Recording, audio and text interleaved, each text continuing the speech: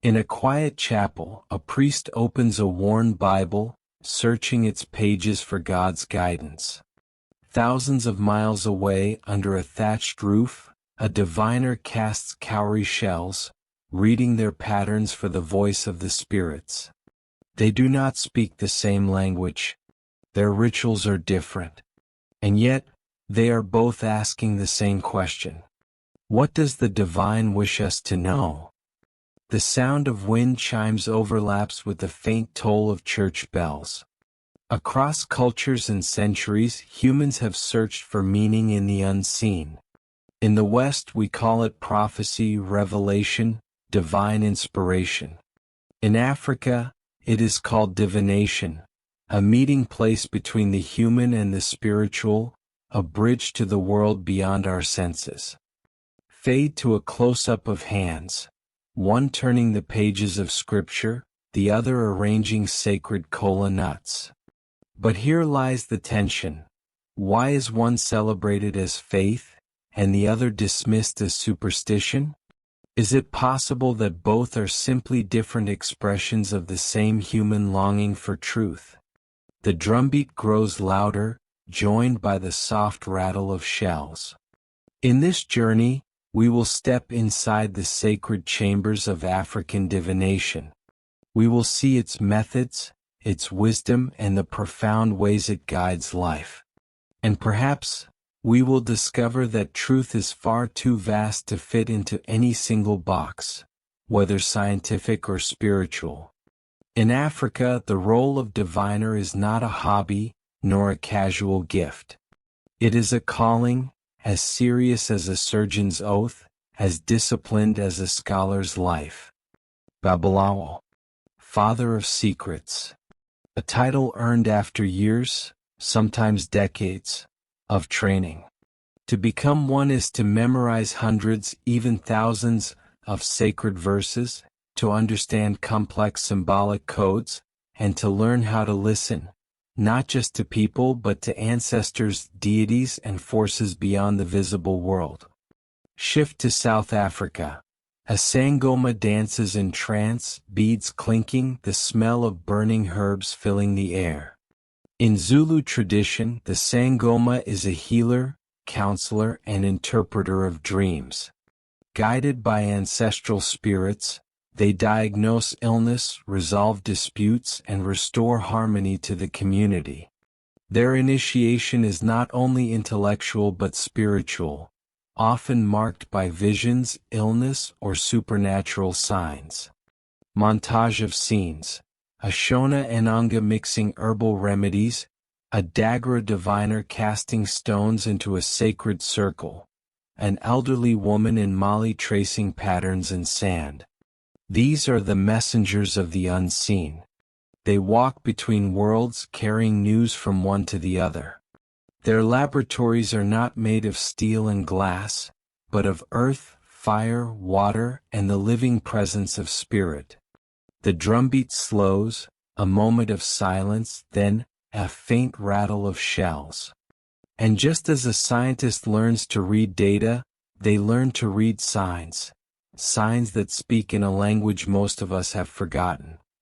To the untrained eye, they may look like trinkets. But in the hands of a diviner, they are instruments, as precise in purpose as a surgeon's scalpel or a scientist's microscope.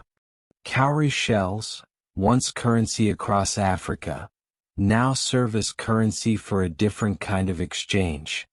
They are the messengers, tumbling into patterns that speak the language of the spirits.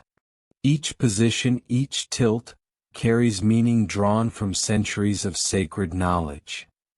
Kola nuts, bitter to taste, sweet in their symbolism. They connect the living to the ancestors, used to seek permission, to seal agreements, and to ask for insight. Their shape and cracks are read like a holy text. Bones, some from animals, some carved from wood, each tied to a story. Where they land, how they face, whether they touch. These are not coincidences, but signs interpreted through an inherited spiritual grammar. Water, the mirror of the spirit world. In some traditions, it is used to see visions, to call forth images from beyond the ordinary senses. Ripples can be questions. Stillness can be an answer. These are the tools of the spirit, bridges between realms. Each object is charged with meaning, consecrated through ritual, and bound to the diviner's responsibility, to use them with wisdom, humility, and care. But how can such simple things hold such complex knowledge? The answer lies in a language older than words. Divination is not chaos. It is not guesswork. It is a language, ancient, complex, and precise. In the Yoruba Ifa tradition, this language is spoken through 256 sacred patterns called otis. Each otis is a vast library of stories, proverbs, songs, and lessons. To cast the shells or chain is to open a page in that living library, and the diviner must know how to read it. In parts of North and West Africa, geomancers draw lines or dots in sand. At first glance they seem random. But to the trained eye, they form patterns as intricate as a mathematician's formula. Patterns that carry meaning from the spirit world into the human one. In other regions, the fall of bones, the cracks in a kola nut, the ripple on water all form a grammar. The diviner is fluent in this grammar, able to translate the silent speech of ancestors, deities, and forces unseen. These languages are not written on paper, but in memory and practice. They are passed from teacher to apprentice, preserved not in ink, but in ritual, living, breathing archives of a people's wisdom. And like any language, they are not understood by everyone. Only those willing to listen deeply, to study, and to respect the source can truly hear what they are saying. When people hear the word divination, many imagine fortune-telling, a quick glimpse into tomorrow. But in African traditions, the purpose is far deeper. The true goal is not to predict events, but to diagnose life itself.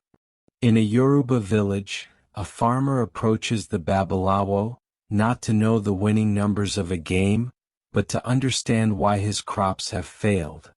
The divination reveals that the problem is not in the soil, but in a neglected ritual of thanksgiving to the earth's spirit. Restoring that balance ensures the harvest, not just this season but for years to come. In southern Africa, a woman comes to the Sangoma with a persistent illness. The divination reveals that the sickness is not purely physical. It is the shadow of a family conflict that has disturbed ancestral peace. The healing requires herbs for the body and reconciliation for the soul. Among the Dagara of Burkina Faso, divination helps decide when and where to plant, when to marry, when to travel, even when to call a community gathering. It is a tool for harmony, for aligning human action with the rhythms of nature and the will of the unseen. This guidance is not random advice. It is rooted in a worldview where all things are connected: the living, the dead, the land, the sky, and the forces that move between them. Divination becomes a map, showing not just where you are and where you might go, but what invisible currents will help or hinder your journey. And in this sense, divination is as much about healing as it is about knowing. Healing the land. Healing relationships. Healing the hidden fractures of the soul. It is a reminder that to live well is to live in balance, with each other, with nature, and with the spiritual order of the universe. Western science has achieved remarkable things, cured diseases, sent machines beyond our solar system, mapped the human genome. But in its triumph, it has also built walls. It measures what can be weighed, photographs what can be seen, and tests what can be repeated in a lab. Anything that slips outside those walls is often cast aside. African divination does not fit within those walls. Its language is symbolic. Its results are not produced by machines but by human spiritual interaction. Its proof is not in laboratory replication but in lived experience. And so, many in the Western academic tradition have dismissed it as coincidence, trickery, or primitive superstition. But this dismissal reveals more about the limits of the framework than the limits of the practice itself. Science relies on reductionism, breaking a thing down to its smallest parts to understand it. Divination is holistic. It looks at the web, not just the thread. Where science asks for control over every variable, divination accepts that life itself is the variable. There is also an epistemological divide, a difference in how truth is defined. In the West, truth is often seen as objective fact, independent of belief. In African spiritual traditions, truth is also relational. It emerges through connection between people, spirits, and the environment. A message from an ancestor is not true because it can be reproduced by anyone anywhere. It is true because it is given at the right time to the right person for the right reason. And then there is the shadow of history. Colonial powers not only exploited Africa's land and people, they sought to dismantle its spiritual systems. Missionaries and colonial administrators wrote of divination as witchcraft or devil worship, framing it as something to be eradicated. This was not only about religion, it was about control. Destroy the spiritual authority, and you weaken the cultural backbone of a people. Today the legacy of that bias lingers. Many African diviners still face skepticism, not only from Western observers but from their own people who have inherited those colonial judgments. Yet despite centuries of dismissal, these systems endure. Why? Because for the communities that live by them, they work, guiding, healing, and holding together the threads of life in ways that Western frameworks cannot measure. It does not have to be a war between ways of knowing. The history of science itself tells us that curiosity, not contempt, is the beginning of understanding. What if African divination and Western science were not rivals, but partners, each illuminating parts of reality the other cannot reach? In recent decades, anthropologists, psychologists, and even medical researchers have begun to approach African divination with fresh eyes. Instead of asking, "Is it real?" they have begun asking, "What does it do for the community? What can it teach us about the human mind, health, and decision-making?" In rural South Africa, public health workers have partnered with sangomas to improve HIV awareness and treatment. The healer's deep trust within the community allows life-saving information to spread where outsiders might never be heard. In Nigeria, scholars of mathematics have analyzed the Ifa divination system and found striking parallels to binary code, the very language of computers. 256 Otis, generated through combinations of open and closed positions, mirror the logic of zeros and ones. It is a reminder that primitive and advanced are often just matters of perspective. And beyond practical collaboration lies something even deeper, the humility to accept multiple epistemologies. Western science does not have to absorb divination into its framework to respect it. It can acknowledge that different cultures define and validate truth in different ways. Likewise, African spiritual systems can engage with scientific thought without losing their essence. There is room for dialogue, where the microscope meets the sacred drum, where the lab and the shrine are both recognized as places of discovery. If both worlds can stand in that space, neither claiming dominance, neither demanding the other bow, we may begin to see a more complete picture of reality. Not just the measurable but the meaningful. Not just the visible but the invisible as well. Centuries have passed. Empires have risen and fallen. Religions have crossed oceans. But across Africa, in quiet courtyards and bustling city neighborhoods, the diviner still works.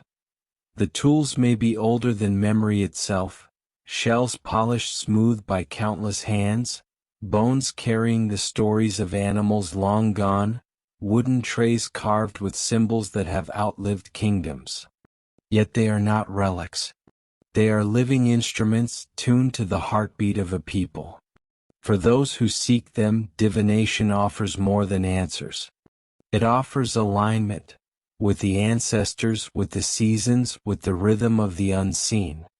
It reminds the seeker that their life is not an isolated struggle, but part of a greater design woven across generations.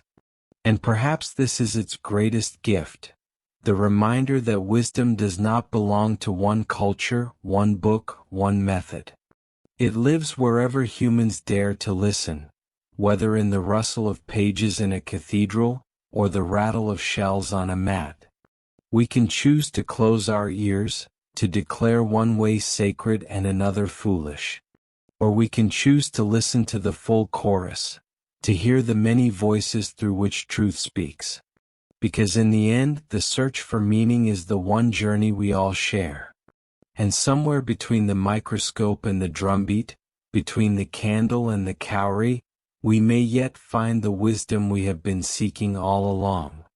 In every tradition of knowledge, tools matter. The astronomer has their telescope, the surgeon their scalpel, the scientist their microscope.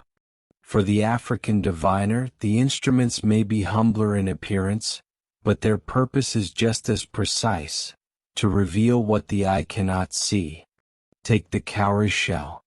Smooth, curved, gleaming white. Once used as currency across West and Central Africa, these shells now serve as messengers between worlds.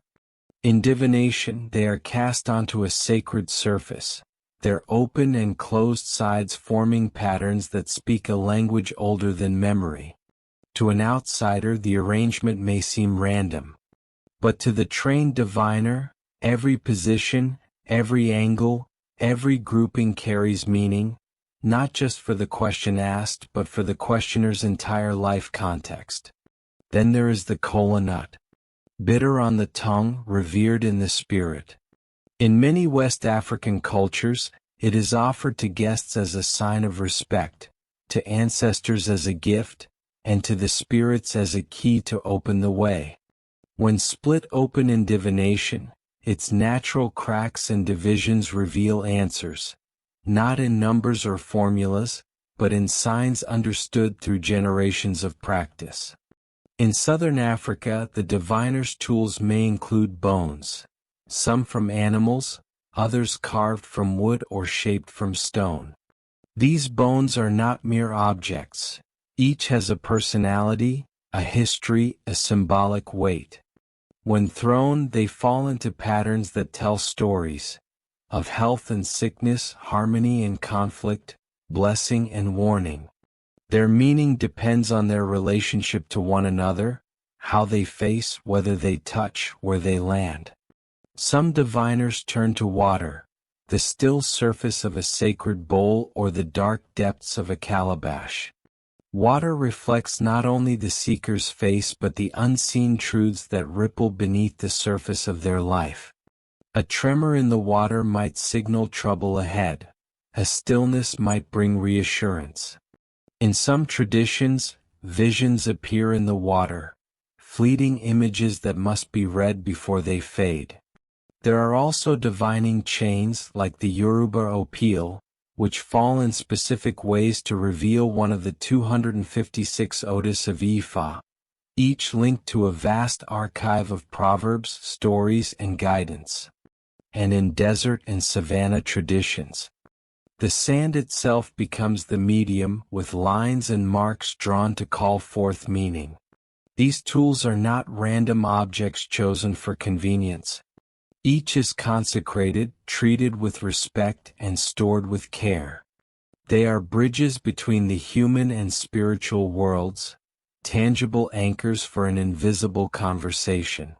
And just as a scientist must learn to read numbers on a screen, the diviner must learn to read the voice of the spirits in the way these tools land, align, and speak. For the uninitiated they may appear simple. But for the one who has been trained to hear their language, they are nothing less than sacred instruments, the keys to unlocking the wisdom of the unseen. In much of the modern world, the word divination immediately brings to mind the idea of fortune-telling, a quick peek into tomorrow's events, a simple answer to a curious question.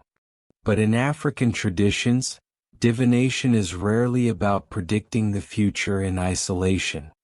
Its true power lies in diagnosis, in understanding the hidden causes of events, and in restoring harmony where it has been disturbed. In the Yoruba Ifa tradition, a farmer might seek the counsel of a babalawo after a season of failed crops. The divination session may reveal that the issue is not merely agricultural, but spiritual. Perhaps an offering to the earth spirit has been neglected, or an ancestral promise has gone unfulfilled. The solution might involve both practical action, such as changing planting patterns, and spiritual action, such as performing a ritual of gratitude.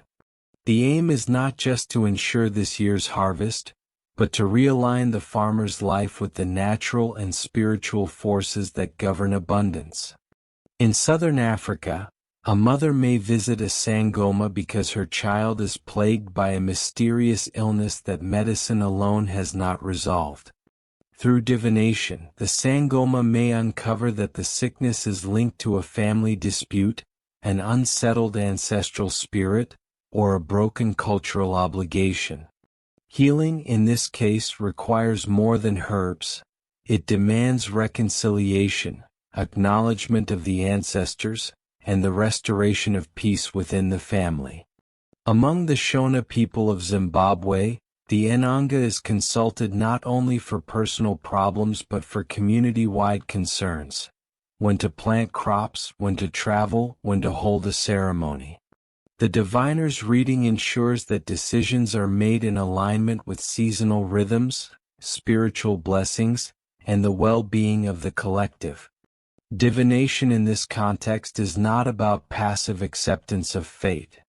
It is about active participation in life's unfolding, understanding where you stand, what forces are at play, and how to navigate toward harmony. The answers it provides are often layered, part guidance, part warning, part reassurance. And perhaps most importantly, it recognizes that illness, conflict, and misfortune are rarely caused by a single, isolated factor. In these traditions, the physical, emotional, and spiritual are inseparable. You cannot truly heal the body without healing the relationships that sustain it, or heal the community without healing the bond with the ancestors and the land.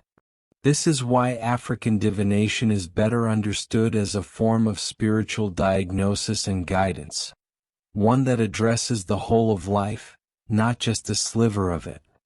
In doing so, it reminds us that a healthy life is not simply the absence of disease, but the presence of balance between self and others, nature and spirit, the visible and the unseen.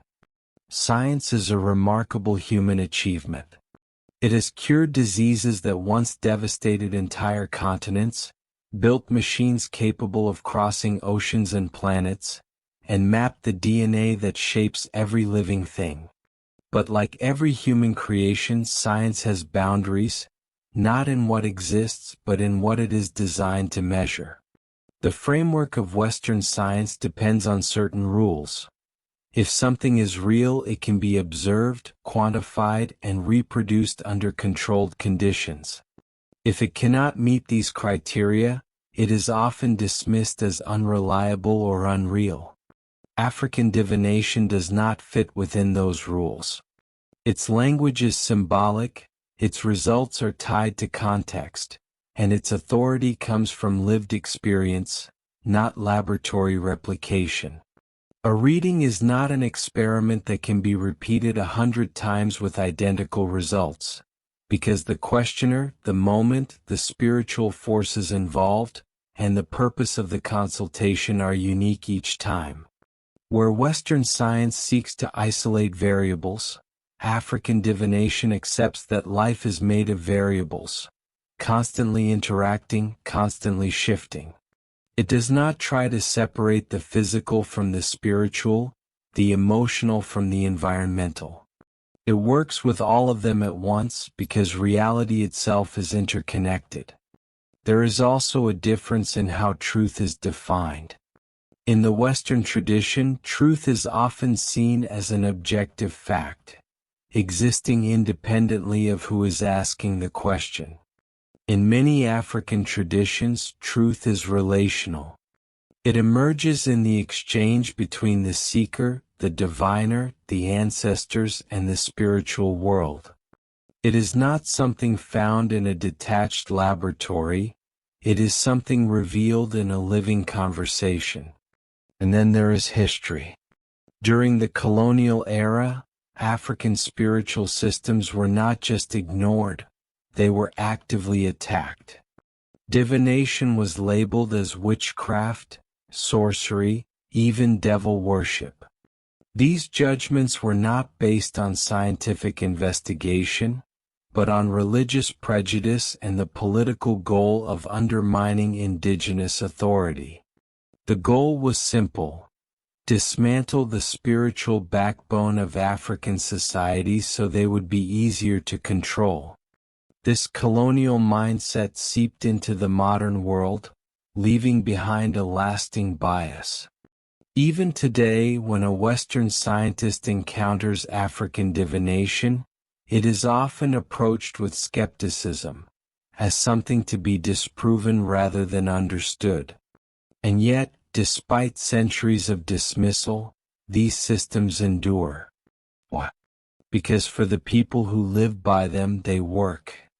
Not in the sense of producing lab-ready data, but in guiding decisions, resolving conflicts, restoring health, and maintaining harmony between the living, the dead, and the natural world.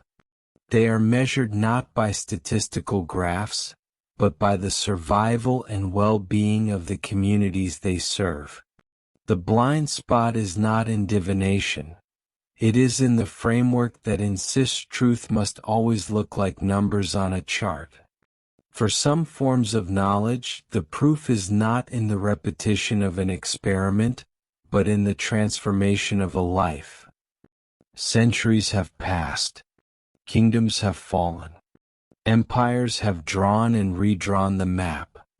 And yet, across Africa, the diviner still works. In a crowded urban neighborhood in Lagos, a Babalawo opens his Opan Ifa, casting the sacred chain with the same precision his ancestors used in village courtyards. In a rural South African homestead, a Sangoma burns herbs, the smoke curling into the sky as she calls on the ancestors. In the deserts of Mali, a Tuareg elder traces patterns in the sand, the wind threatening to erase them even as the message is given. These are not relics of a bygone past, they are living traditions. The tools, the languages, the rituals may be ancient, but their relevance is immediate. They continue to guide marriages, heal the sick, settle disputes, and align communities with the forces that govern life. For those who seek them, divination is not merely about knowing the future. It is about understanding one's place in the great web of existence. A reminder that life is not random but deeply interconnected. Every choice, every action, every relationship is part of a larger design. And perhaps this is the wisdom we risk forgetting in the modern world, that knowledge is not only about measurement but about meaning, not only about proof but about purpose. Divination offers a worldview where the visible and invisible dance together, where the living walk in constant dialogue with those who came before, and where the earth, the sky, and the human heart are bound by a single thread. We can choose to dismiss this wisdom, to call it superstition, to seal ourselves within the narrow walls of what we can measure. Or we can choose to listen, to learn, and to see the world with a wider lens. Because the search for truth has never belonged to one culture alone. Whether it is found in the turning of Scripture's pages or the casting of shells on a mat, the human longing for guidance is the same. And somewhere between the microscope and the drumbeat, between the candle and the cowrie, we may yet find the answers we have been seeking. If this journey has opened your mind, don't let it end here. Explore the traditions, read the stories, listen to the elders. Question the walls you've been taught to keep around the idea of truth. Because wisdom is not hidden, it's waiting for those willing to look beyond their own horizon.